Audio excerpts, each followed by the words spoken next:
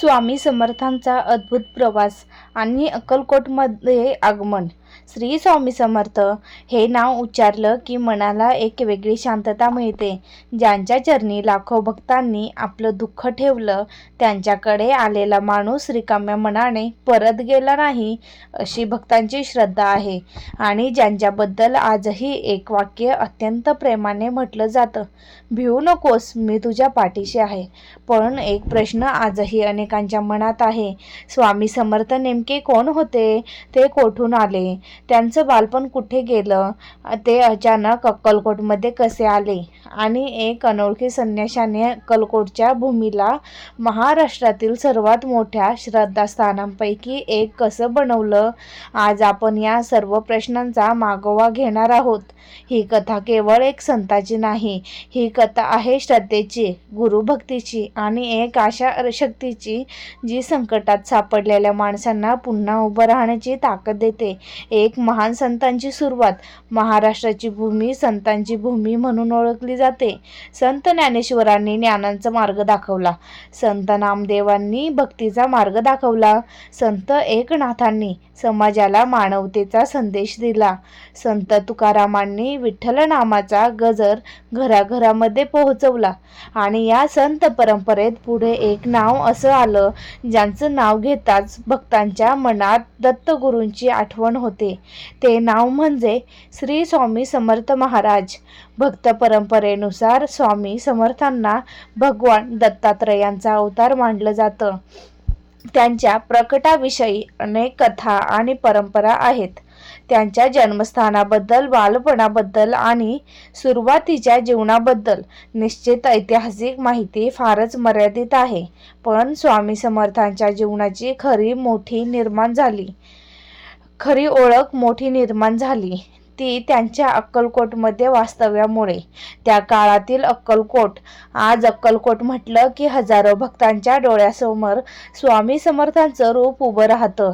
पण कल्पना करा, त्या काळात अक्कलकोट कसं असेल? आजच्या सारखी गर्दी नाही, मोठमोठ्या इमारती नाही, दूरवर जाणाऱ्या बस नाही, मोबाईल नाही, इंटरनेट नाहीत, रस्त्यांवर वाहनांची गर्दी नाही. गावातील जीवन अगदी साधं. लोक शेती करत, व्यवसाय करत, आपापल्या कुटुंबात राहत. सकाळी लवकर उठायचं, दिवसभर काम करायचं, संध्याकाळी देवळात जायचं आणि रात्री आपापल्या घरात विश्रांती घ्यायची. पण या साध्या अक्कलकोटमध्ये लवकरच एक असा संन्यासी येणार होता, ज्यामुळे या छोट्याशा ठिकाणाचं नाव पुढे संपूर्ण देशात प्रसिद्ध होणार होतं. एक अनोळखी संन्यासी. स्वामी समर्थांच्या जीवनाबद्दल भक्त परंपरेत अनेक आख्यायिका सांगितल्या जातात. त्यांच्या भ्रमंतीबद्दलही विविध कथा आहेत. काही परंपरांनुसार त्यांनी अनेक पवित्र स्थळांना भेट दिली. त्यांच्या जीवनात अनेक ठिकाणांचा उल्लेख भक्तकथांमध्ये येतो. पण इतिहासाच्या दृष्टीने या सर्व कथांचा प्रत्येक तपशील निश्चितपणे सिद्ध झालेला नाही. म्हणून स्वामी समर्थांचं चरित्र सांगताना दोन गोष्टी वेगळ्या ठेवणं गरजेचं आहे. ऐतिहासिक माहिती, भक्त परंपरा. पण दोन्हींच्या केंद्रांची एक व्यक्ती आहे, स्वामी समर्थ. एक संन्यासी ज्यांचं रूप साधं पण व्यक्तिमत्व विलक्षण. स्वामींची नजर. स्वामी समर्थांकडे पाहणाऱ्या अनेक भक्तांना त्यांच्या नजरेचा विलक्षण अनुभव असल्याचं भक्त परंपरेत सांगितलं जातं. त्यांची नजर समोरच्या व्यक्तीवर स्थिर व्हायची आणि काही क्षणासाठी त्या भक्ताला असं वाटायचं जणू स्वामी आपल्या मनातलं सगळं वाचत आहेत. कधी माणूस काही सांगायला सुरुवात करायचा आणि स्वामी आधीच त्यांना उत्तर द्यायचे. कधी एखादा भक्त आपलं दुःख लपवायचा प्रयत्न करायचा, पण स्वामी त्याच विषयावर बोलायचे. त्यामुळे लोकांच्या मनात एक प्रश्न निर्माण झाला, स्वामींना सगळं कसं कळतं? भक्तांसाठी हे त्यांच्या दिव्यत्वाचं लक्षण होतं. तर दुसऱ्या दृष्टीने पाहिलं तर त्यांच्या वास्तविक महत्त्वाचं. लोकांच्या मनावर अचूक अंदाज घेण्याची विलक्षण क्षमता असावी असं कुणी मानू शकतं. पण भक्तांच्या मनात मात्र एकच उत्तर होतं, हे स्वामी आहेत. अक्कलकोटमध्ये वाढू लागलेली भक्ती. हळूहळू लोक स्वामींच्या दर्शनासाठी येऊ लागले. सुरुवातीला काही जण, नंतर आणखी काही, मग दुसऱ्या गावांमधून लोक, आणि नंतर असं वाटू लागलं की अक्कलकोटकडे जाणारे प्रत्येक वाटेवर स्वामींच्या भक्तांची पावलं पडत आहेत. कोणी पायी चालत येत आहेत, कोणी बैलगाडीतून, कोणी अनेक दिवसांचा प्रवास करून. कुणाकडे स्वामींसाठी फूल होती, कुणाकडे नारळ, कुणाकडे काहीही नव्हतं, पण स्वामींच्या दर्शनाची ओढ होती. एका भक्ताचं दुःख कल्पना करा. एक गरीब कुटुंबातील माणूस घरात सतत अडचणीत, कर्ज वाढत आहे, घरातील व्यक्ती आजारी आहे, मुलांच्या भविष्याची चिंता आहे. कुणाकडे मदत मागायची, कुणाला आपलं दुःख सांगायचं. तो अनेक ठिकाणी फिरतो, पण मनाला शांतता मिळत नाही. शेवटी कुणीतरी त्याला सांगतं, अक्कलकोटला जा, स्वामी दर्शनाला जा. तो माणूस निघतो, प्रवास करतो, अक्कलकोटला पोहोचतो, स्वामींच्या समोर उभा राहतो. त्यांच्या डोळ्यात पाणी असतं. ते काहीही बोलत नाही. स्वामी त्याच्याकडे पाहतात, आणि त्या क्षणी त्या भक्ताच्या मनात एक भावना निर्माण होते. माझं दुःख आता माझं एकट्याचं राहिलेलं नाही. समस्या अजून तिथेच आहे, कर्ज अजून आहे, आजारी व्यक्ती अजून आहे, पण मनातील भीती कमी झाली आहे का? कारण त्याला आधार मिळालेला आहे. ही श्रद्धा स्वामी भक्तीची खरी ताकद होती. भक्तांनो, स्वामींचा राग, स्वामी समर्थांचं व्यक्तिमत्व केवळ प्रेम आणि शांत नव्हतं. हे कधी कधी अत्यंत कठोरपणे बोलतं, कधी भक्ताला झापत, कधी अचानक रागवत. समोरचा माणूस घाबरून जायचा. मी काय चुकी केली असा प्रश्न त्याच्या मनात यायचा. पण नंतर त्याला जाणवायचं की स्वामींच्या त्या कठोर शब्दामागे काहीतरी शिकवण होती. कारण गुरु नेहमी गोड बोलतोच असं नाही. कधी आई मुलाला चूक केल्यावर ओरडते, कधी वडील चुकीच्या मार्गावर जाणाऱ्या मुलाला थांबवतात. तसं संतांचं कठोर वागणंही भक्ताला स्वतःची चूक दाखवण्यासाठी असू शकते. स्वामींच्या बाबतीत भक्त परंपरेत अशी अनेक उदाहरणं सांगितली जातात. श्रीमंत असो की गरीब, स्वामींच्या चरणी येणाऱ्या लोकांमध्ये कोणताही एक वर्ग नव्हता. गरीब, शेतकरी, व्यापारी, गृहस्थ, साधू, स्त्रिया, वृद्ध, तरुण, प्रत्येकजण त्यांच्या जवळ येत होता. स्वामींसाठी भक्तीची किंमत संपत्तीवर अवलंबून नव्हती. एखाद्या गरीब भक्ताने 2 फुलं आणली तरी त्यामागे भावना होती. कारण देवाला वस्तूपेक्षा मन महत्त्वाचं आहे. हे भावना भक्तांच्या मनात खोलवर रुजली. आणि स्वामी आणि दत्तगुरू, स्वामी समर्थांना दत्तात्रेयाचा अवतार मानणाऱ्या भक्तांसाठी स्वामी म्हणजे केवळ संत नव्हते, ते होते गुरु. गुरु म्हणजे अंधारातून प्रकाशाकडे नेणारा. गुरु म्हणजे चुकीच्या वाटेवरून योग्य वाटेवर आणणारा. गुरु म्हणजे संकटात धीर देणारा.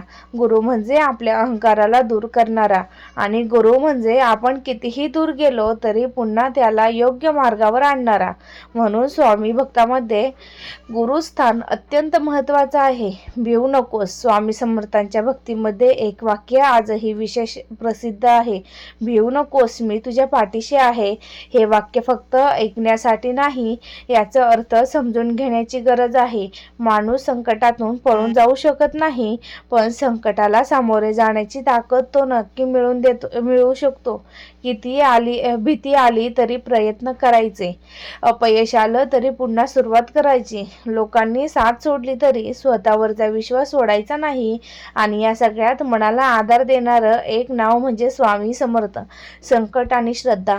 माणूस दुःखात देवाला आठवतो, पण दुःखात देवाची गरज अधिक जाणवते. कधी रात्री सगळे झोपलेले असतात आणि एक माणूस मात्र जागा असतो. मनात चिंता, डोळ्यांत अश्रू, उद्या काय होणार याचा विचार. अशा वेळी तो मोबाईल बाजूला ठेवतो, डोळे बंद करतो आणि हळू आवाजात म्हणतो, श्री स्वामी समर्थ. पुन्हा म्हणतो, श्री स्वामी समर्थ. काही वेळाने मन थोडं शांत होतं. समस्या संपलेली नसते, पण मनाला तिच्याशी लढण्याची ताकद मिळालेली असते. कधीकधी ही सर्वात मोठी कृपा असते, स्वामींचा सहवासाचा प्रभाव. स्वामी समर्थांच्या सहवासात आलेल्या लोकांनी विविध अनुभव सांगितले. कुणाला मानसिक आधार मिळाला, कुणाला आपल्या चुकीची जाणीव झाली, कुणाला जीवनात नवी दिशा मिळाली, कुणी वाईट सवय सोडली, कुणी दुसऱ्याला मदत करण्याचा मार्ग स्वीकारला. म्हणून स्वामी स्वामींच्या चरित्राकडे केवळ चमत्कारांच्या नजरेने पाहिलं तर त्यांच्या संदेशाचा मोठा भाग आपल्याला समजणार नाही. त्यांच्या भक्तीच्या केंद्रबिंदू होता श्रद्धा, सदाचार, धैर्य, गुरुचरणावरील विश्वास. अक्कलकोटची ओळख बदलते, काळ पुढे सरकतो आणि अक्कलकोटची ओळखही बदलत होती. लोक म्हणू लागले, अक्कलकोटला स्वामी आहेत. हा साधा उल्लेखच हजारो लोकांना त्या दिशेने घेऊन जाऊ लागला. काही लोक एकदा आले, काही पुन्हा आले. काहींच्या आयुष्यात स्वामींच्या दर्शनाने इतका भावनिक बदल झाला की त्यांनी आपलं उर्वरित आयुष्य स्वामी भक्तीत घालवण्याचा निर्णय घेतला आणि हळूहळू अक्कलकोट हे स्वामी समर्थांचं प्रमुख तीर्थस्थान बनत गेलं. स्वामींच्या शिकवणीचा खरा अर्थ. आज आपण स्वामींची पूजा करतो, त्यांच्या प्रतिमेसमोर दिवा लावतो, फुलं अर्पण करतो, नामस्मरण करतो, पण त्यांच्या सोबत त्यांच्या शिकवणीचा विचार केला तर आपण कुणाशी चुकीचं वागतोय का? आपण आई वडिलांची सेवा करतोय का? गरजूला मदत करतोय का? आपल्या कर्माशी प्रामाणिक आहोत का? मनात दुसऱ्याबद्दल द्वेष ठेवतो का? आपण चुकीच्या सवयींच्या मागे जातोय का? कारण देवाच्या चरणी फक्त नामस्मरण करणं सोपं आहे, पण आपल्या स्वभावात बदल करणं कठीण आहे. आणि खरी भक्ती कदाचित तिथूनच सुरू होते, एक शांत क्षण. कल्पना करा, तुम्ही स्वामींच्या समोर बसला आहात. स्वामी आजूबाजूला शांतता आहे, समोर दिवा तेवत आहे, हात जोडले आहेत, मनात हजारो विचार आहेत, पण तुम्ही काहीही मागत नाही. फक्त म्हणता, स्वामी मला योग्य मार्ग दाखवा. ही प्रार्थना कदाचित सर्वात सुंदर आहे, कारण आपण देवाकडे फक्त आपल्या इच्छा मागत नाही, तर योग्य निर्णय घेण्याची बुद्धी मागतो, संकटातून जाण्याची शक्ती मागतो आणि चांगले कर्म करण्याची प्रेरणा मागतो. तर अक्कलकोटमध्ये आलेला तो संन्यासी सुरुवातीला अनेकांची ओळखीचा होता, पण काळ जसा जसा पुढे गेला तसतशी त्यांची ओळख वाढत गेली. लोक त्यांच्या चरणी येऊ लागले, त्यांच्या आयुष्यात दुःख सांगू लागले आणि स्वामींच्या प्रत्येक शब्दात, प्रत्येक कृतीत आणि प्रत्येक आशीर्वादात त्यांना काहीतरी वेगळं जाणवू लागलं. पण ही तर फक्त सुरुवात होती. स्वामी समर्थांच्या जीवनात असे अनेक प्रसंग घडले. त्यांना भक्त आजही त्यांच्या कृपेच्या आणि लीलांच्या रूपात स्मरतात. अशा कथा ज्या ऐकताना कधी अंगावर शहारे येतो, कधी डोळ्यात पाणी येतं आणि कधी मनात एकच प्रश्न निर्माण होतो, हे खरंच असं घडलं असेल? पण त्या कथा आपण आज सांगणार नाही, कारण आजचा हा भाग इथे थांबतो. श्री स्वामी समर्थांच्या अक्कलकोटातील प्रवासाची ही फक्त सुरुवात आहे. मनात श्रद्धा ठेवा, प्रयत्न करत राहा आणि स्वामींचं नामस्मरण करत राहा. श्री स्वामी समर्थ. जय जय स्वामी समर्थ.